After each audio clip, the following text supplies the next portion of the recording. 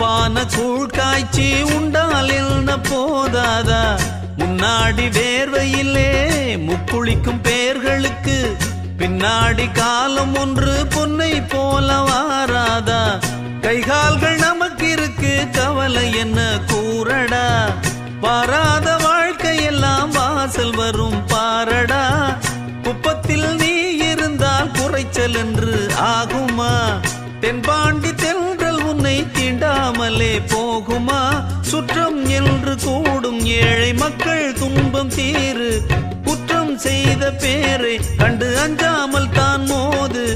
உண்மை என்றும் வெல்லும் என்று சத்தம் போட்டு பாடு. இந்த வீடு நமக்கு, இந்த வீடு நமக்கு சொந்தமில்லை, பாடுடா சின்ன தம்பி. அதனால நமக்கு துன்பம் இல்லை, ஆடுடா சின்ன தம்பி. இந்த வீடு நமக்கு சொந்தமில்லை.